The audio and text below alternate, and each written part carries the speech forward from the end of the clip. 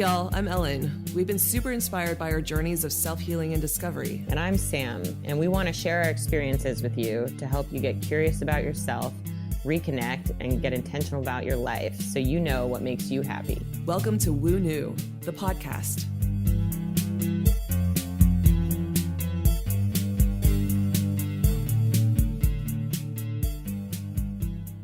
I'm really excited to introduce our interviewee, or our guest today, who's Nina Singh. She's an Akashic reader, and she's a really, really good friend of both Sam and me. And you're actually our first Akashic reader on Woo New. Yeah. Thank you for having me. Oh my God, this is a long time coming. And just full disclosure, the three of us are going to be doing the Scorpio supermoon offering tonight. We're taping this on Thursday, May 7th, during the Scorpio full moon. And I've been feeling the energy like crazy this week. Oh, yeah. I'm sure you guys have too. Yeah, for sure. Yeah, it's going to be a great offering. And I'm really excited that the three of us can actually come together and join forces and join our energy to give this back to the community, and help others release too.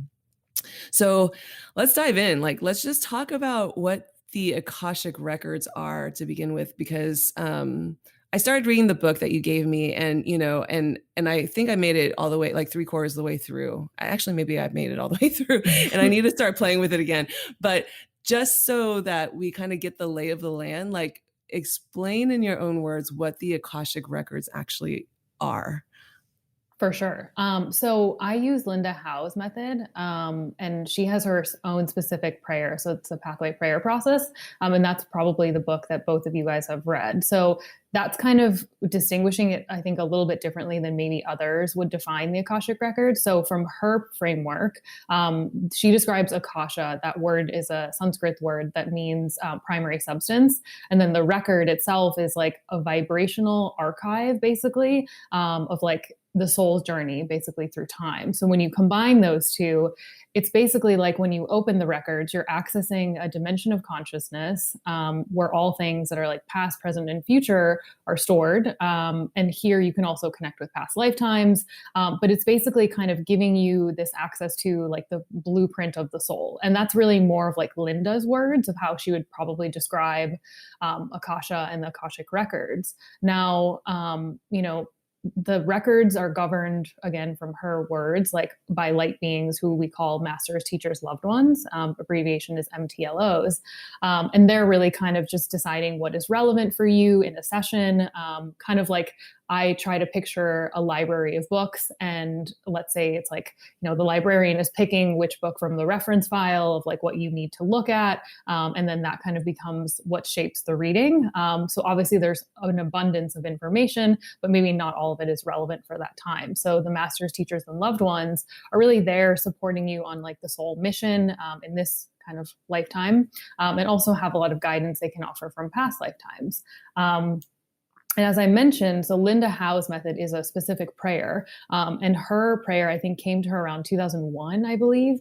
And it really accesses the heart of the Akasha. So it's a really unconditional love, supporting kind of aspect of it. So you'll just leave with kind of just this sense of, both of you guys have experienced this. So you just leave with this kind of heightened sense of connection, and also just feeling empowered, which I think is really beautiful. And so I think that's really what distinguishes her methodology, obviously, from maybe other ways that people access the Akashic records, if that makes sense.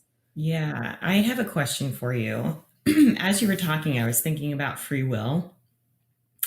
And so for someone who is unfamiliar with the records, how would you explain the role of free will within this energy field that has everything that's happened in the past, present, or future?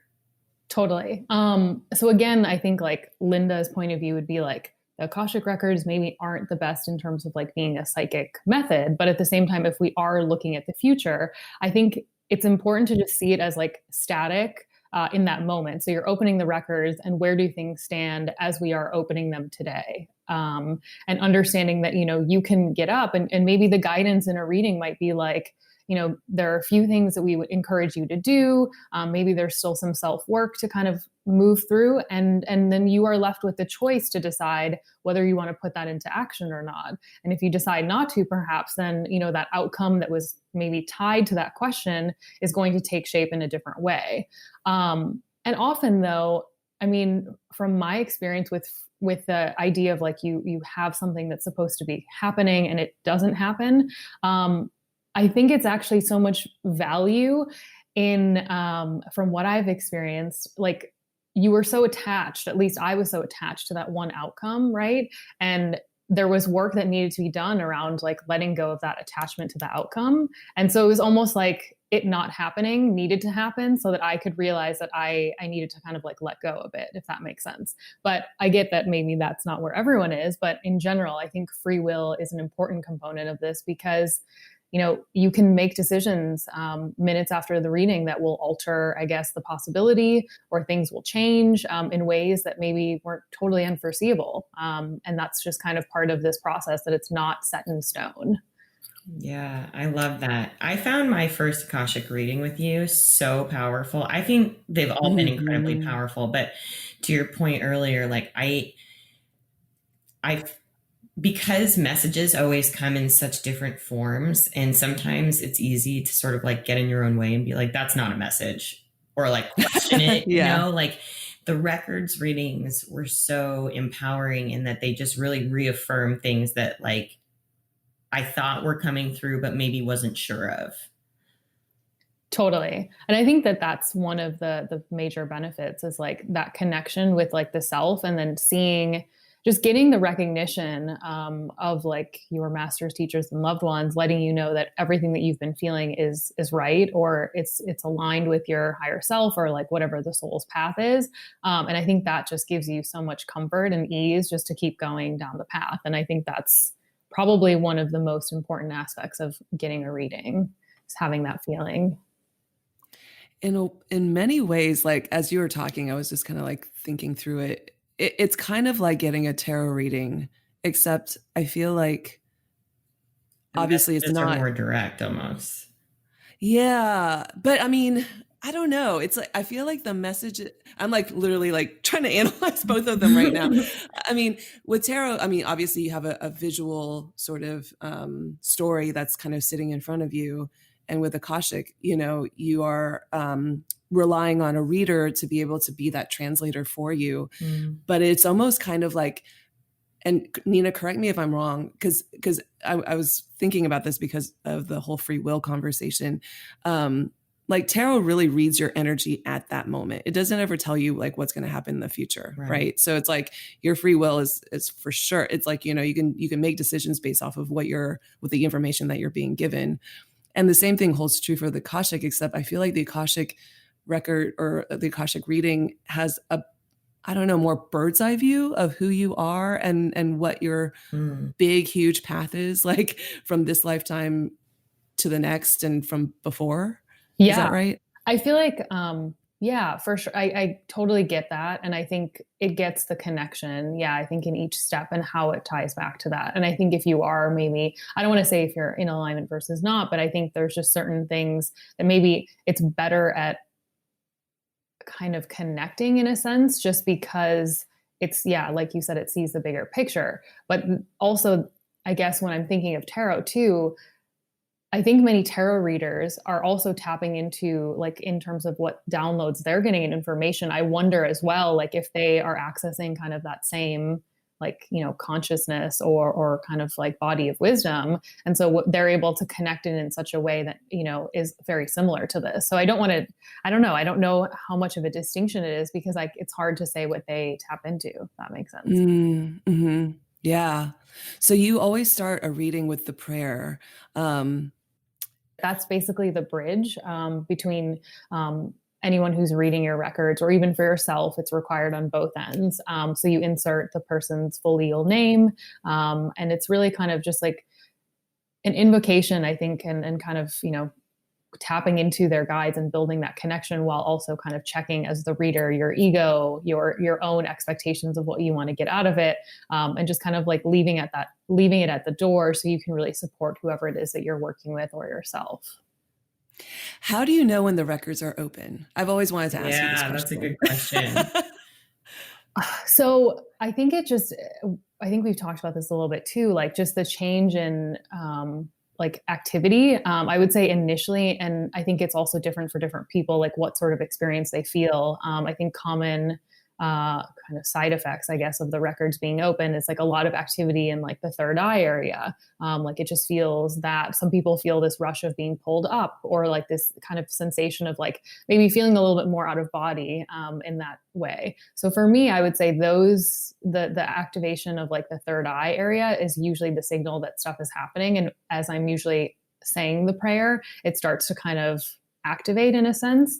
And then also, I know they're open sometimes because sometimes when I'm working with different people, their guides will just be really eager to start either sharing something, or like there's a specific image, something like that just really pops up. And I'm like, okay, that's, relevant to this. And we're here and we're going to get started. And then there's been other situations where I think, it's been a bit quieter in the sense of like, yes, I've had the sensation, but maybe it doesn't kind of flow immediately. And in that situation, I would probably just really, have a conversation, like introducing myself, like obviously not out loud, but kind of just like building the rapport almost as quickly as possible to kind of get them comfortable and then kind of build that trust so we can keep going. But those situations are usually a bit more rare, but on occasion that might happen. Maybe if someone's feeling uneasy, or just it's something new for them that they're not necessarily prepared for. This is something I find really fascinating about connecting to the spirit team, because we've heard this also from recently Mimi Young. I was And like, wow, this type thing happens a lot. yeah, like, and she does shamanic journeying, right? And so she goes into a space where she connects with different allies, like plant allies, animal allies, things like that.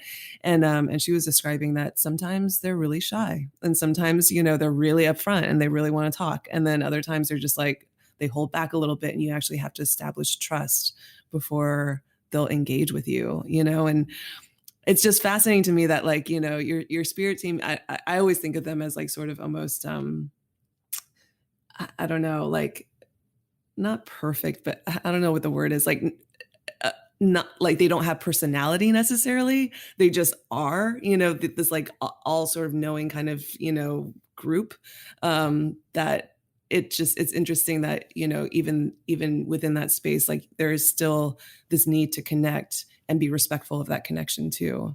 Totally. And it's funny you say the personality piece, because I've definitely, like, I think a close friend of mine, I've opened her records a few times and I've said, like, your main guide who's communicating with me, almost like if I were to translate him into a human, I mean, he's not a he anyway, but into like a physical form, he would be like a loud, rambunctious, lighthearted gay man, because of the energy that he had. And it was just so fun because you're like, okay, cool. Like, let's just have this chat. And it was awesome, but it's different, I think, for each person. God, that's so cool. Wait, do you ever get your spirit guides and like your clients mixed up, or do they ever appear together? So initially, I think I should also mention this too. Before I sit down for a reading, I just like to kind of ground, but then also I'll say, like, I invite, like, or I'll orally be like, I want to invite my master's teachers, loved ones, like, and then anyone else of like benevolent nature who wants to be here to support this reading for X person, whoever it is I'm reading for, and then do the same for the other side. So mine are present, but I don't think I've never sensed their involvement, because that prayer process is really just focused on whoever it is that I'm working with. So there hasn't really been any sort of confusion, but I just like to have mine kind of like supporting me so that I'm kind of just a free channel, or like, clear enough so that they get what they need out of it. Yeah, I get that. I do that when I practice Reiki too.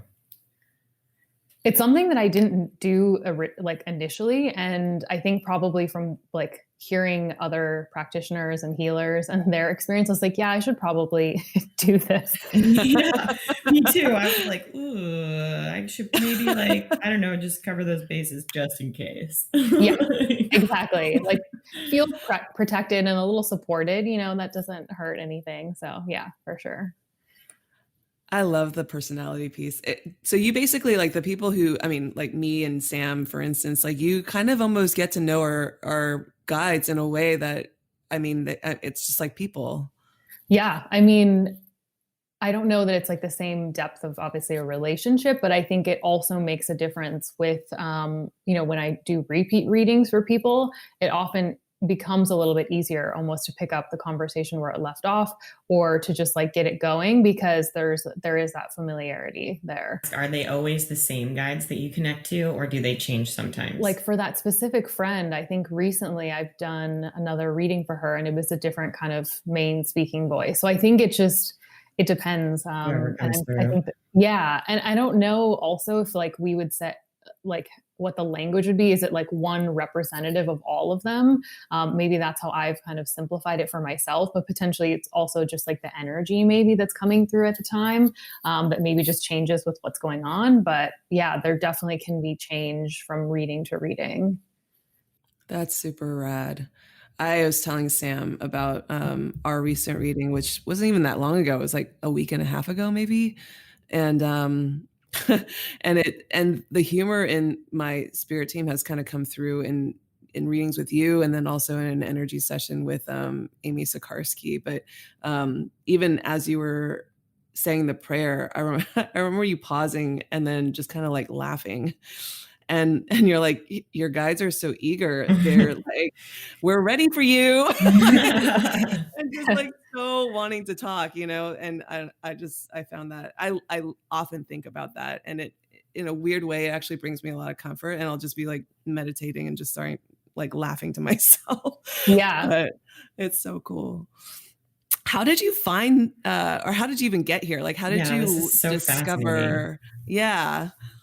Yeah, I mean, oh gosh, the the records, I feel like finding them kind of just happened on their own. I think we've all kind of talked about this, like our own kind of start of the spiritual journey and all of that great stuff. But I think initially it probably started around the time when I moved to LA, not the Akashic stuff, but like the kind of spiritual journey, I guess, became more prominent then. And I think I was just really looking for a lot of different things, like helping myself. But it was really a slow burn, I think, to get to the records. I think around the time of, what was it, 2016, I was about to sign a consulting contract. And I remember I was meditating that day and just it became so clear. I was like, this is not the right thing for me to be doing. That I knew that I needed to kind of be of service to others and like find some way to like help them. But at the time I had nothing. Like I didn't know what that looked like. I hadn't really tapped into any of this stuff apart from meditation and maybe just getting some information here and there, but none of it connected to a single thing. So I kind of left that meditation kind of feeling super connected and being like, whoa, like maybe there's some truth to this. And like, maybe I do need to really figure this out. But there was just a lot of pressure as well, because I'd already begun the process and was like, well, I need security, and like all of the more material and kind of rational aspects kind of like put me down that path. And then I would say, a year from that point, so like in fall of 2017, there were a few things that I think had happened along that, like in that time frame. I started to kind of explore Reiki. I kind of did a non-Sam approved Reiki attunement, and thought that I was like, oh my gosh, I want to like be able to do this. And like, I think just very attached to that idea of like, oh, I want to like, that's so cool to like help people and move energy and like all that stuff. And lo and behold, I get the attunement and I'm just like, I don't think this is for me. And so I just kind of left it where it was and very randomly would like do it for my sister, but never more than that. And so I was just like, okay, I guess it's not that. And then in that fall, like leading up to that, I had like an interesting kind of encounter with like a dude where I was like shook, kind of like, whoa, what happened? What is this situation? Like kind of just that like there was energy flowing from that person when I first met them, was just like just observing it for a while, just trying to figure out why I was so taken by it and what it meant, and like just observing the person. And it ended up being like a really profound experience for me. And then one that left me also a little bit rocked. Like I didn't kind of come to any sort of I guess, yeah, it didn't become anything. But at the same time, I was just left with this situation of being like, that was so memorable and so impactful. And I didn't know how to process it. And I remember talking about it with a colleague of mine, and at the same time, also like getting more information from meditations. I remember I had one meditation too, where I like saw a family member pass on and like Wow. connected with. Yeah, it was like really a rough meditation. It was like over an hour, and that's probably like the longest one I've ever done. And it felt like I was journeying in a way too, like seeing the aftermath. My grandfather came through, and like an aunt came through.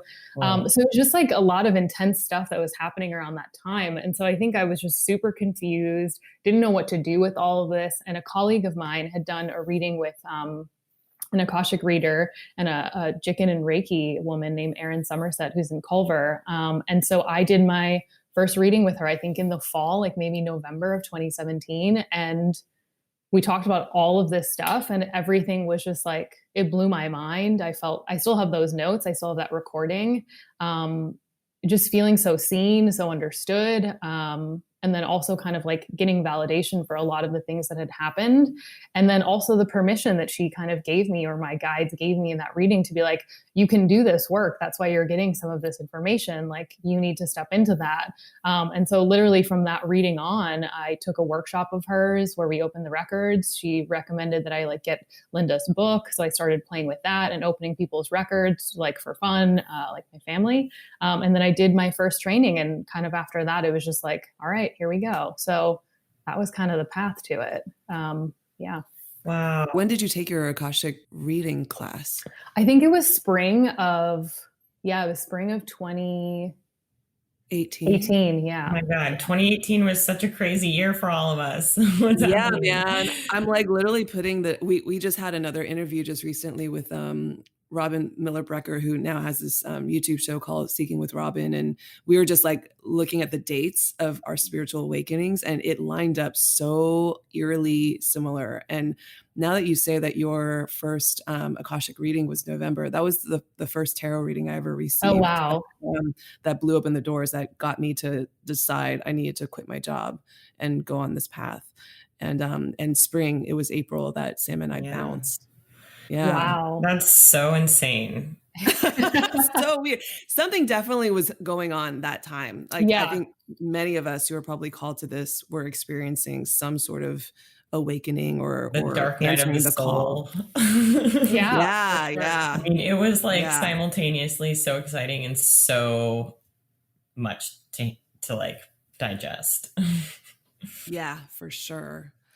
So you kind of talked about this a little bit, but I'm curious, like I want to know everything about just the way you sort of receive messages, like the way you actually have conversations with the MTLOs. I'm like imagining you in a room, like in just like a wall-less room, like shaking hands with masters, teachers, and loved ones. Well, and again, I think that so depends on the person's master's, teachers, loved ones. I think also like remembering too, my mom's, I think when I first opened hers, it's like, they're so buttoned up. It's like, they're like literally wearing a t-shirt, or not a t-shirt, but like a button up shirt that goes all the way to their neck. And like, there was just this sense of like structure and stuff. So yeah, and again, like how things come through definitely depends on who I'm working with. I think it's interesting because I feel like a lot of visual people, or people who work in visual arts, tend to have more visuals come through, and that often guides more of the reading. And then maybe it's visuals, and then it's more of like a feeling. So I just am like, I think this is what's coming through for me. I don't know why. And then I'm sharing that. Other cases, it can be like as if someone's playing like a recording almost, and I'm hearing it and I'm just repeating what I hear.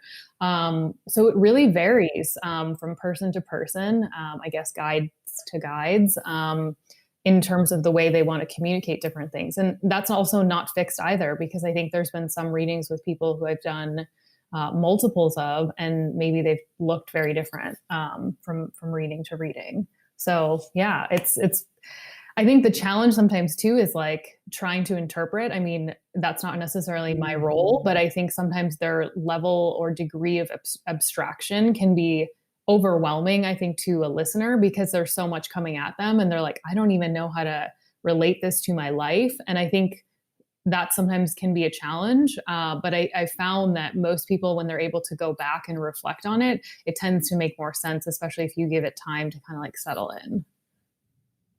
That actually makes a lot of sense the way you explained it, Yeah. because thinking back at our readings, like, because it's almost like you're speaking in metaphor and images a lot, like you'll often say things like, they're showing me, a river, and they're showing me that, like these very like specific kind of images, and then you're translating at the same time, you're interpreting what the meaning is behind that image,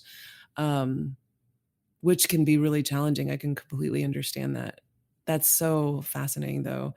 Do you actually see these MTLOs? Sometimes. So there have been situations, I think, where like it's not like so clear, but like you can get like the shape almost, or like some like physical kind of traits or like clothing or things like that, where like it feels like you're getting something, but not necessarily a facial structure. Like I've seen hair, which is weird, like a huge like like long, like big fluffy hair, and like just recognize that as like, oh, that's something, but not necessarily like the detail of like eyes or anything like that. It's more of like the feeling of I guess what their essence is, I suppose. Wow. That's so cool. And do you feel like the images are coming through stronger? Like, as you have been developing as a reader, how has your practice actually been developing? Like, are you able to translate a little bit easier, or?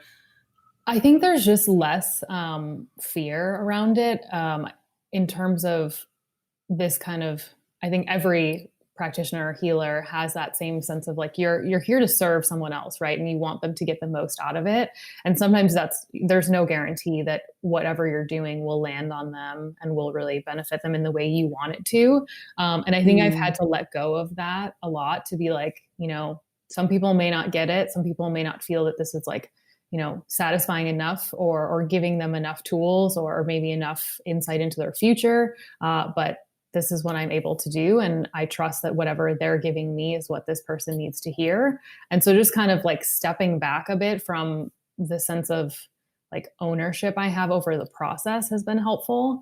And then I think the other thing too, I will say there definitely has been a shift in things coming through over like the last like 6 to 9 months. And I think more of that change has been a little bit less of, it's funny too, because when you ask me about like, what is the sensation when you open the records, I almost feel that as a part of the idea of like trusting them, they've kind of diminished the like physical intensity that comes up when I open the record. So it might be much lighter, but it also forces me to have to be like, okay, well, I don't need that as confirmation that the records are open. I just have to be here and just let whatever come.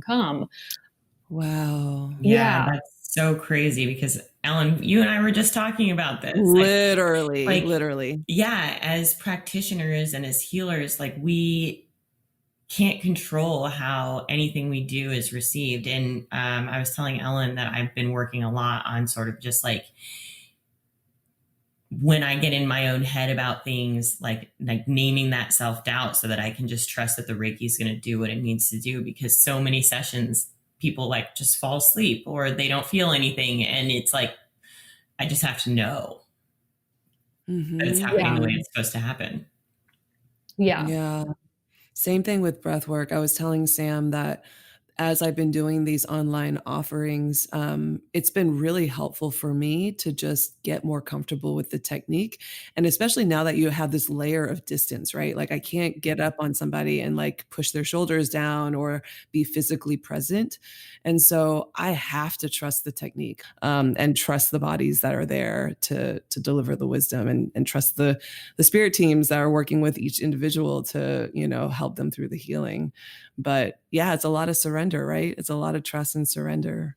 For sure. And I feel like tonight we'll get to see all of that kind of come together and support all of the people who show up, which is so cool. I know. I'm really excited. I mean, can't wait. Man, it's like we're also together in this to support each other, that's pretty rad. So. Yeah, exactly. So you've been actually opening up the records quite a bit during this quarantine. Are there themes that you're seeing surfacing across all the readings that you're doing? You may not even remember some of the readings that you do, but I'm curious if anything kind of if you noticed anything. For sure. Yeah, I think it's hard to recall like the specific things that are said, but I just can remember based off of the questions that some of the clients I've worked with have asked. And I think it's interesting because for the most part, it's as if like this isolation process for everyone has kind of created a little bit of loss of confidence and loss of direction, which makes sense. But I think what they're getting back in a reading is also kind of helping them to refine that path or like, develop a new kind of outlet that they were kind of headed down, and just feeling more confident in getting back on that, or feeling confident that they're actually headed in the right direction. So that's been one of the, I think, main themes. And then the other one is also just getting that level of self-compassion. And then the other part of that too is just them reinforcing the gifts of people and also their ability to serve the world and others. I would say last week I had 5 readings, I want to say, and all 5 of them had connection to contributing to the world in some capacity and giving back in some way. And that's part of, I think, what their soul wants to do. So it's interesting. I don't know if it's like, this time is allowing people to kind of tap into the truth, or if they're getting that like larger call to action. But I think it's just really inspiring to know that they're getting the words to help them kind of keep fostering whatever that is. Man, you have a front row seat to like I know. the awakening. Like, what? I'm like, what if they were all called down here just to do exactly this in this time?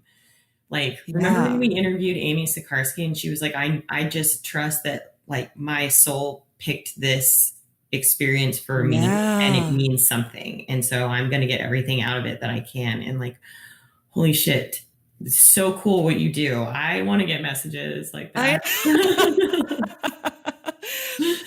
Well, you opened up the records. We basically asked Nina to open up the records and to find out what we all need to know going through this COVID crisis, but actually at this point, sort of coming out of it, and entering into a whole nother, I think, time of like just huge transition.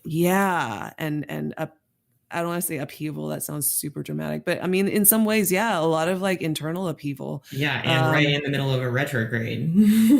Yeah, a lot of planetary action too. So I'd love for you to share everything that you received. Yeah. I'll just take it back a little bit because I made notes actually, because I did do an opening on the 14th of March. And that time, their opening message was really about supporting each other above all else. It was definitely talking about an opportunity for us to join together. And they emphasized as well, like, just not giving up. Especially, I think they were focusing on the community that serves others and not hanging it up just yet, even though it feels scary, overwhelming, and there's a lot weighing on us. But that also, this is just a time for us to kind of like take our, I think, almost like the bad experiences that we've faced and use that to kind of be the force that helps others get through this. And I don't want to say, that we're more skilled or anything like that. But I think it was just kind of like a collective message for all of us that like, we're probably questioning, like, I cannot believe that this is happening and all the disruption that's happening in the world and all the sadness around like sickness and deaths and things like that, how one can even see how their place is in all of this and how they can help. And so I think that's really what their message was centering around is like, yes, like you feel like a small piece in this like larger issue, but that your support and strength is necessary. Which was cool. And then now the shift today was when I connected with the spiritual community. I kind of used that frame. They reiterated this like embracing of each other. And they showed me an image of like all of these different people. So these are like, all of us and like whoever else is a part of our community kind of lined up in a row. And it's kind of, you can't even see the end and the start of it because there's just so many people kind of lined up. And they talked about this thread being kind of woven between all of us. And that's like shared experience. Through this entire COVID situation, but also I think the shared experience that maybe many of us have through life experiences as well, like hardship, pain, suffering, trauma. And then also this idea that like we are all so connected with that thread that like your development and growth is going to affect the person in front of you, the person behind you, and so on and so forth. So they showed it as like a domino, that the person behind you making changes, working on themselves is going to knock you over and inspire you, or maybe help you to kind of reach into yourself for something that needs examining, which I thought was really beautiful. And then they talked also about like that same thread in every time that you get knocked over onto someone else. It's like you, in a way, hand over some of like the grief or pain or whatever it is that you need to let go of. And the person in front and then the rest of the group almost like carries pieces of that pain by that like domino effect. And I think the most startling or like surprising message that they gave was about this idea that like we are so resistant sometimes to picking up things from other people, especially when we're working with them. And they actually said that, you know, sometimes the things that you're picking up are things that you need to hold on and release, and you're almost holding on to them because there are things that that other person needs to let go of and you're capable of letting go. So it's like you have the strength to like clear it for them in a way. And that there should be more of that acceptance of like, I have this power to like take a little bit of their burden and set it free, instead of being like, I can only hold what's mine, like setting these clear boundaries. So, I mean, I haven't fully let that settle in yet because I guess I was just so surprised to hear that message, but I found that just so moving. And then they kind of close with this idea of like, even though we see ourselves as individual selves, we're like part of this larger circle, which is the collective. So there is no us versus them or me versus you, because we're all kind of influencing and in it together, which I thought was so beautiful. Wow. Yeah. That's incredible. Well, I think the part that really sticks out for me is how you mentioned like we are all exposed to people where like maybe we can pick up some of that burden and release it for them. But like specifically the part about releasing it for them, it's like we're not just picking up each other's shit and then like letting it weigh us down. We're clearing it. Mm-hmm. And like through the process of our own inner work. And that's so cool. Yeah.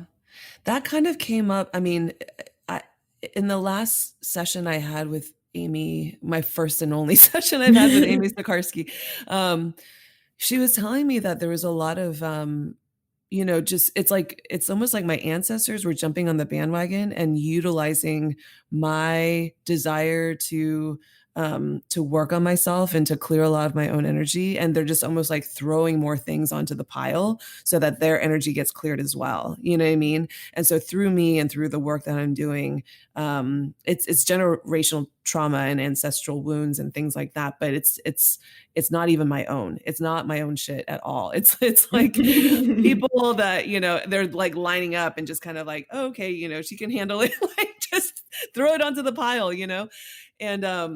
and it just made me kind of laugh because I was like, oh, wow. I mean, I feel grateful to be able to be a vessel in that way. And I feel like what Nina is talking about and even like what's coming through the guides right now, it seems like it may be of this time, like people obviously that we are in touch with who are living with us right now and sharing the burden of each other, and helping each other go through life. But I also think that, because time isn't linear, it's like also the extent of everyone that we have been connected with throughout our lifetimes as well, Yeah. I think it may be multiple meanings like that. Totally. That's a great, add that on to that image. That's so powerful. Yeah. It's not just who we think of today. That's cool. Yeah. It's so interesting too, because I feel like everything that you're saying, it just reiterates this idea that we are all one, that we are all, connected. And, I'm starting to have a better understanding of the universe, like, not that I have like the universe down or anything like that, but like I'm starting to see the universe as this massive ocean, and each one of us are drops that basically are pulled from the ocean and still exist, as part of the ocean. But once we pass through this lifetime, we sort of return to the ocean and then get brought back out in a different form or different life or whatever you want to call it. But this idea that like, I've started to really, really feel the truth of, if Sam is working on healing herself, she's healing me at the same time. When I'm working on healing myself, I'm healing, Adam or Nina or, all of us. It's so, it's almost like, whenever I get into this little sort of self, sabotaging kind of circle where I'm like, fuck, I'm not far enough, or like, I'm not doing enough, or, all these other people are doing it so much better than I am. I start realizing that every single person that's actually serving the communities in the same way that we are just helping to like level everything up and helping to level me up too. It's like, it's anything that anybody can actually do for themselves truly helps the whole, not because it just gives back to the whole, it's because we truly are one. And by doing that work, because we are connected, it inherently raises the vibration in the people like everywhere, Yeah, I just wrote a post about that, and I was like, Ellen's inner child work has inspired me to sit with mine. And then like, I had this vision yesterday as I was like cooking lunch, and it felt literally like a young toddler was like tugging at my shirt. And I was like, oh my God, I just saw my inner child. And I had this huge epiphany about like my detachment and my dissociation. And I was like, this is so crazy because it's so subtle. Yeah. And you have to be open to the signs, Yeah. But yeah, it's nuts. Like, to know that somebody like halfway around the world who I don't know, have never really talked to, have never met in my life, as they're working on themselves, I too am also being elevated. It's like, it's mind blowing to me, and that's something I'm still trying to wrap my head around. But yeah, it's really, really fascinating. You also do this thing called Zen Dialogues, which I would love to know a little bit more about. I know. I'm always want to ask you about this, and then I get so distracted by our readings. Like, no, it's totally cool. So the Zen dialogue work happened like a bit later. So I had my first Zen dialogue kind of session, and a former like roommate of mine, and she's a friend as well, had worked with this. He's like a Zen master, I guess, and he lives in Florida. And so he had been in town in LA and was like taking some sessions. So I was just like, I'll try this and see what happens. And holy shit, it was mind blowing. The whole idea is that you're basically getting able to give aspects of the self a forum to kind of talk about whatever it is that's going on. So you start by kind of bringing like maybe a challenge or like a theme that maybe you're working through. And then you start with like the inner critic voice, or sorry, the controlling ego is the first place you start. And that kind of the controlling ego is like managing all of these other aspects. And so you need to kind of understand what it wants to say, and its point of view. And then from there, you kind of move on to different kind of aspects of the self. And so Al is his name, the teacher's name. He basically just facilitates, and then he has you, if he's working with you, move to like different parts of the room where that voice can speak freely through you. So if we're talking to the ego, I have to kind of almost step aside as Nina and like really tap into that. It's not like a spiritual thing really, but I guess it's just kind of like letting go of whatever it is you think it should say and allowing maybe the first thing that comes to mind to flow out of you, more automatic.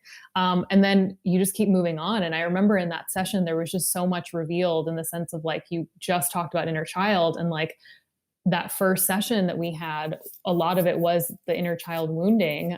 So like a situation like going back into a memory of like seeing myself as a little kid stacking blocks and like stacking them, knocking them over, stacking them, knocking them over. And then my dad just getting so annoyed at the sound and just kind of like reacting and responding, just being like, can you like stop, and just getting really mad. And I think that internalized in me, I guess, a sense of like the things that are enjoyable for me maybe are not acceptable to other people. And just taking those kind of, I guess, things on and shaping who you were. And then from there, kind of going to that inner critic voice and seeing how influence that's been by like, you know, your family of origin, especially my dad, who is someone who has been a very critical factor in my life, and seeing the ties to like, okay, that's pretty much been adapted so I could protect myself or get ahead of maybe his complaints or his frustrations with me. And then learning how to find like a higher kind of self within you to combat that, or to like neutralize that voice, so that you have like the support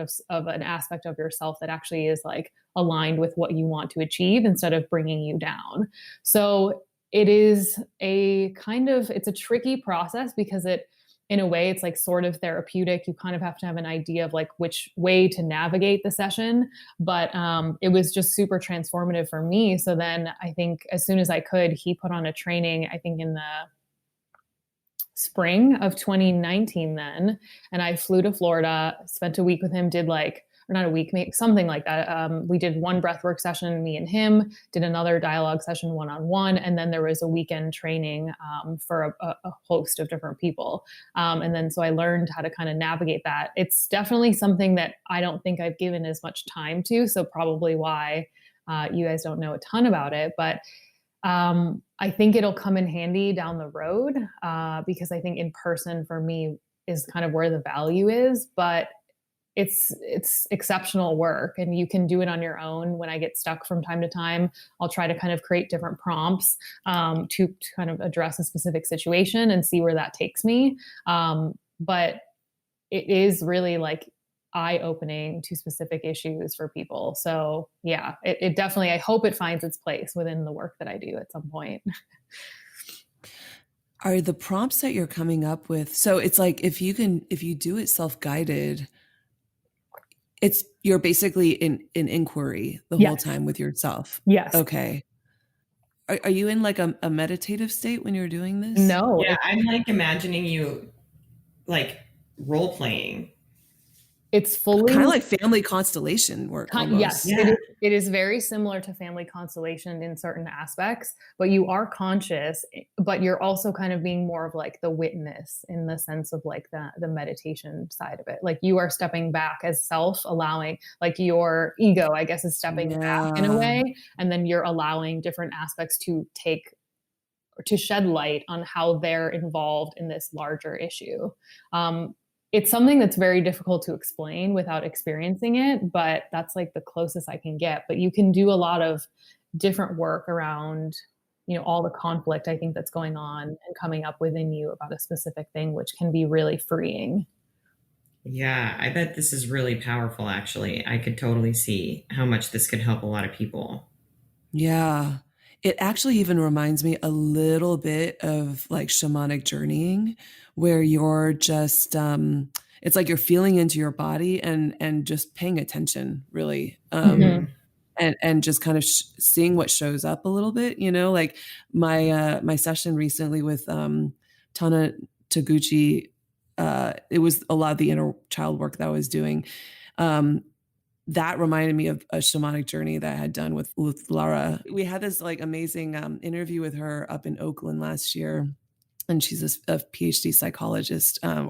But she did shamanic journey as well. But yeah, it almost feels like you're in a sense possessed, but not really possessed. You're fully conscious, but you just feel everything, and these like truths start kind of coming through as you're sort of in inquiry. But I would imagine that I would want to be guided by somebody, that it'd be more challenging to kind of do it myself. Oh yeah. The doing it independently is not the same. I mean, even from my own, like if I'll try to do it for myself, it's a lot more difficult to like try to pose questions and like tap in a way that someone else would kind of challenge you and direct you. So yeah, I would encourage, definitely get some facilitation. Wow. That's so rad. And you're like in the middle of your master's program for psychology, which I know what's happening with COVID and your degree.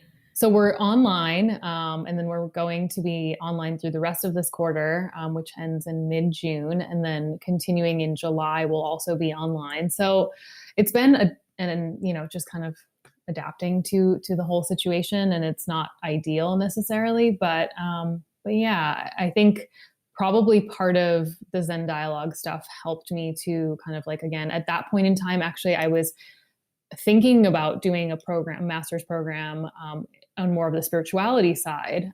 It was a psychology program, but like the spirituality, it was at Columbia. And I was interviewing at that time for that program when I was actually in Florida, and I didn't end up getting it, which I think was brilliant because I kind of realized that the missing link between all of this is the psychology piece, because I want to be more invested in kind of like the progress of someone kind of weeks and months and like maybe years even down the road. Whereas Zen Dialogue and Akashic, like they're wonderful tools and extremely helpful, but I don't think you get that sense of kind of, I don't know, like this, you can't be as supportive through their entire journey. You kind of step aside once the session is finished. And so with the idea of becoming a therapist is like, I get to kind of hold hands with someone and help them kind of come back to themselves and get to witness it for as long as they want to be in session. So that's really, I think, what prompted that decision. Mm. I love that. We actually, speaking of Laura, like when we interviewed her and Ellen, I remember just being so encouraged by the fact that they were also licensed psychologists, and seeing like the magic that comes through when you have the experience of being able to talk through traumas or issues so that your clients can heal, while also being able to bring in these other more spiritual, energistic tools, and like that's so powerful. Yeah. I just love this blending of the two worlds, which it should have been to start with. And I believe like originally psychology kind of started out that way, the spiritual in combination with, I don't know how you would say, like the medical, I guess, or the more technical aspect, Yeah.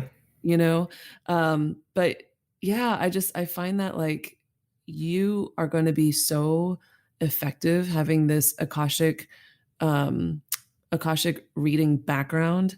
And I'm curious, like, if you have a sense for how you're going to integrate the two, or if you are at all, So that is the part that has not really kind of come together yet. And I think there's a part of me that's a little bit worried because there are some like legal, ethical things that come up. So, I mean, the therapeutic side, there's always this risk of malpractice. And with Akashic, you're actually giving people feedback and guidance that are like, do this and maybe this will happen. And I think that opens in therapy you up to so much risk. But at the same time, there has to be a way. And I haven't quite figured out what that will be. But I don't know, I think the program itself is, and along with what's ever going on with Akashic and also what's happening in the world, I think is also changing, I guess, my approach as well, because I feel like there's a stronger pull now than before to bigger issues and helping in bigger ways than maybe it was before. And so I'm just kind of, again, buckling my seatbelt up to see where this will take me, and hopefully how they'll all connect back to each other. But I think the education in itself is, like you said, Sam, it's helpful in any setting, like whether it's just so that you can understand yourself better and apply what you've learned to heal or like just recognize your experiences, or if it's actually application of them, it's helpful no matter what. So that's just kind of where I'm at with it. I actually wonder if it's going to turn out, like, I think about my relationship to Reiki and, like I stopped at Reiki 2, I got Reiki 2 attuned, and it's still like, I don't ever necessarily seek to open the Reiki channels. I think I just respond to them when I feel them sort of coming through and opening when I'm sitting in meditation but the practice of it is, it actually has helped my breath work. And it's more helpful for me to like be able to tap into my own energy and clear my energy and be more sensitive to it. But I don't think I'll ever be a Reiki practitioner, And I actually wonder in the same way, and maybe this is also getting into legal weird zone, like gray zones, but if you were to have the records open as you worked as a psychologist too, I wonder what that would actually be like, because I also think about this woman, Elaine Salongo, who I know that as well. And she does body work with the Akashic records open if the body agrees to it. So she always asks permission, but I could see how like having the records open as you are also guiding somebody through talk therapy could be really, really helpful too. Yeah, for sure. Yeah, Like not I didn't necessarily even doing thought of Akashic that, but that's reading. a really great seed to have planted for me. It's just, yeah, it's interesting how all this stuff will kind of, I'm excited. I'm excited to see I how know. it I think this is manifests. going to be a really magical combination. Yeah. Yeah. Yeah. Yeah, we'll see. I mean, I think that's like kind of, I just keep going and chipping away at the school stuff and at the Akashic stuff, and we'll see where it all takes me. And who knows what else will come up along the way that will transform it. But yeah.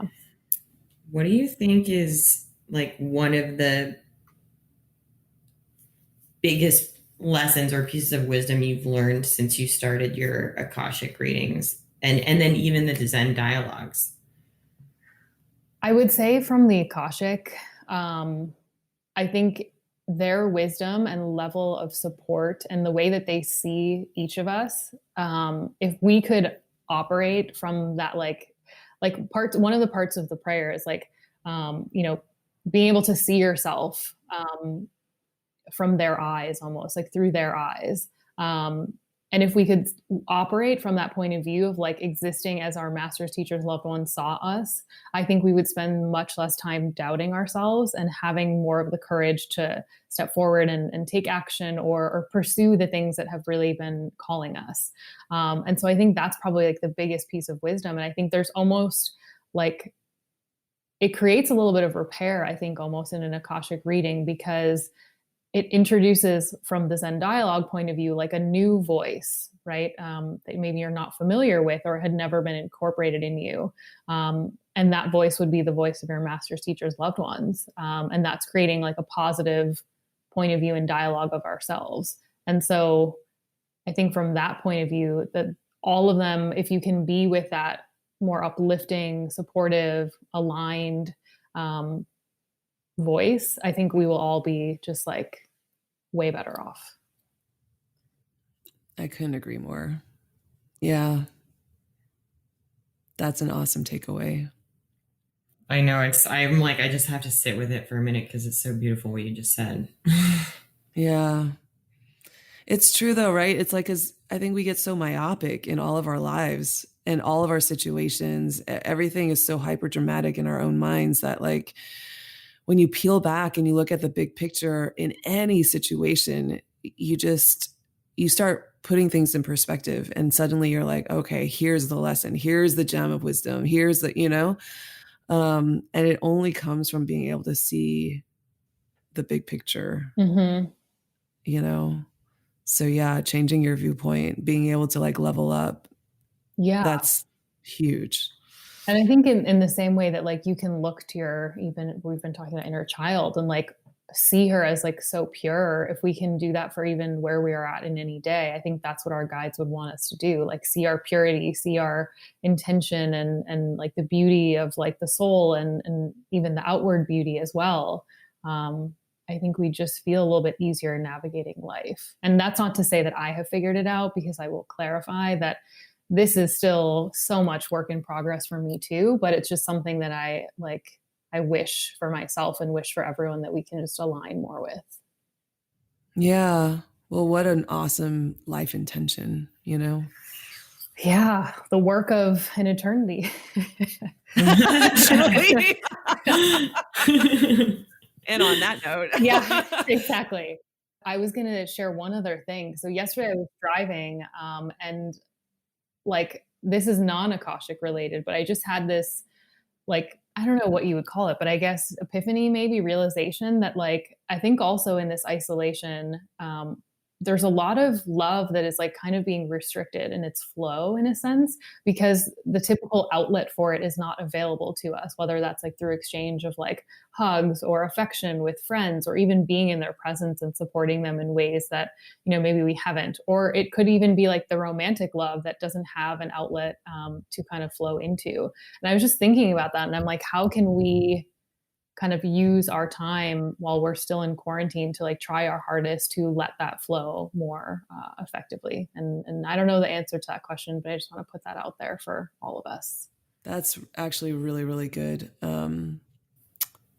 Like a good focus, you know, because I think you're right. I feel like I definitely have felt a little bit more like I just want to be in my little bubble, you know, and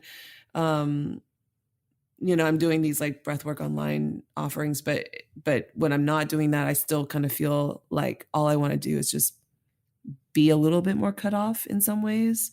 And I've been a little bit resistant to like, you know, Zoom friend chats and things like that. One-on-one has been great, but like, you know, just I don't know, kind of connecting in a bigger way.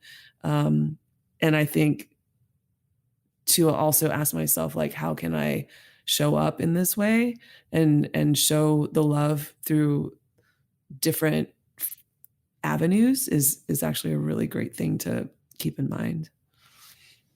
Yeah. Call your mamas on Sunday. Just kidding. Yeah. Yeah. Good call. How can people find you? Yeah. I have a website. So www.ninasingh.co. And then Instagram is always a great way. So I'm Healing with Nina. It has an underscore before it. So yeah, that's the best way to get in touch. Excellent. Thank you so much. This is so exciting and I can't wait for tonight. I know. Me too. Me too. This is going to be really, really awesome. And thank you guys for letting me, first of all, like sharing the Akashic Records with you guys, and then also giving me the forum to talk about my experience and all of that good stuff. So yeah, I appreciate you so much. Yeah, well, we're super grateful that you're a part of our journey too. And it's been so helpful for us to gain clarity. And it's just, I mean, I consider you a soul sister, you know. Totally. This is for sure not going to be our only conversation. And I love that the three of us have each other's support as well as others as we continue to grow and evolve. And that process will never end either. So it's just... So I'm just so grateful that the universe has sort of like brought people to all of us to help us through every aspect of our life, you know? Yeah, it's such an honor. Yeah. Couldn't have said it better, guys. And also it is 12:11, so great job. Yay! Yeah.